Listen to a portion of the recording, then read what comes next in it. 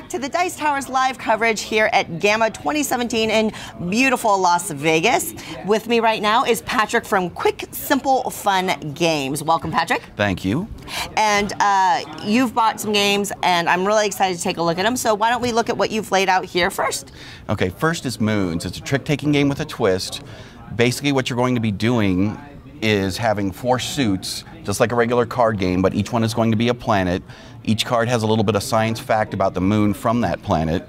We also have asteroid cards, which give you little cheats or bonuses for victory points at the end of the game. Now, the tokens that you're acquiring match up with the suits.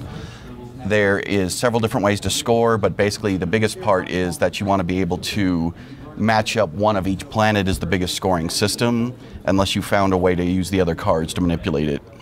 Yeah. So that you can score. Yeah, and so you play a fairly standard trick-taking game where if I were to play a say 13, then you would have to follow suit, right? And right. Then, oh, I have the higher one, so I get to do it. So then I would get to pick a token from the 3 that are in your tableau. And this is a unique twist to it, right? You get to establish, you get to choose your own tableau from your hand at the beginning of the round, and that determines what planets you can pick.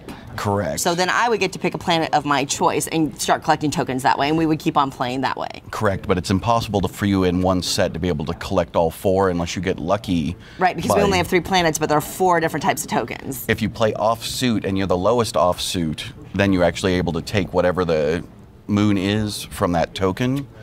And that's how you could get potentially a token that you don't actually have access to through your tableau. Correct, and if you win the most tricks in any given round, you also get to pick one of your choice from anything. Yeah, and then you keep on playing and you're collecting these tokens, and then it looks like diversity is number 1. So if I have a set of 4 tokens, that's worth 10 points. Correct. But then if I have 3 of one type of planet, that's only worth 2 points. Well, it's actually worth 6. Each one would be worth 2 each. Oh, okay, so that's even better. Okay, so phew, that was like, I was like, that's a huge point swing, but now you got it covered. But otherwise, every planet's worth 1, and the little asteroid cards, when you actually play them, sometimes you can get 3 of a kind equals 8 points, which is actually a better ratio than getting the 4 for 10. But it's a pretty quick, simple game. You can play anywhere from 2 to 6 people. It usually lasts around 30 to 45 minutes. Once each person has dealt, the game is over, or when you run out of tokens. Okay. When a certain set of tokens is gone, it's gone. So you have to be careful what you see out on the board and make sure you get the ones that you need. But there are the asteroids in the game as well, and those give you those little special abilities that do include like trading tokens or things like that that kind of twist it up. Yeah, you can actually force a trade against somebody's will for a card or a token. So. And that's always super fun. I like that.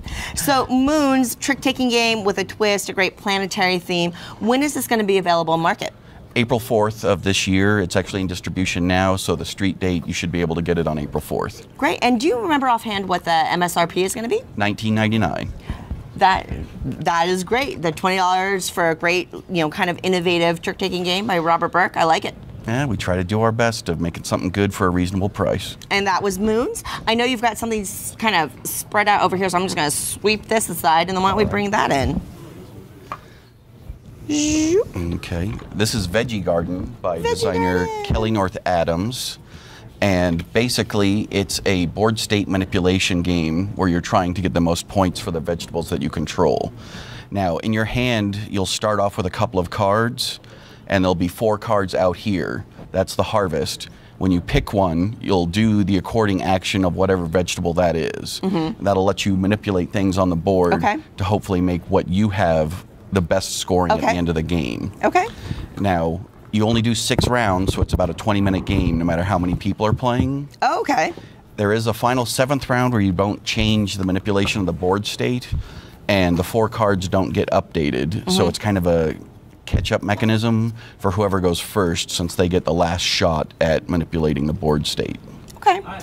So if I were to take the peas card, so if we're drafting, right, and then I would take the peas card, that would mean I would be taking the peas action. Correct. So how you draft here determines the action that you get to take, and then the action you take determines how you manipulate those cards.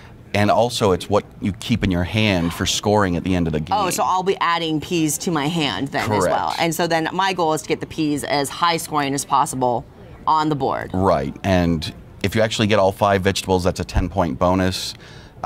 Sometimes certain vegetables end up getting worth 0. So being able to watch what other people are doing and kind of play against them as well as scoring for yourself is really important.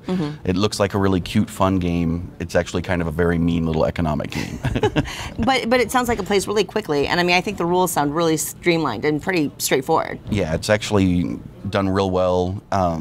People have really enjoyed it. We actually, if you kickstarted with Tom and his Dice Tower Kickstarter, you have the first expansion for it before anybody else. Oh, nice. That adds 3 more vegetables. You only play with 5. It comes with 6 originally, so you'll have 9 at that point when you get. So the then you expansion. get to mix and match the vegetables that are in the game? Not during the game, but at the beginning it's always random, so it's Right. never the same set of mechanisms. So there's a lot of variability actually in a game like this. Right. That's pretty cool. So. So now I notice you have a sheet of stickers. So what are the like? The language issue is there's 5 different languages the game is in.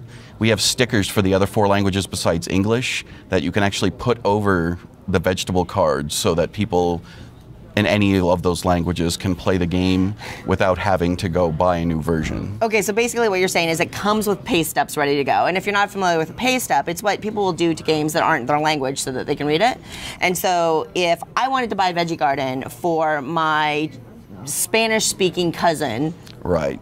We basically have. it's ready to go. I don't have to worry about it. Correct. That's a really nice detail that I honestly can't think of many publishers doing ever.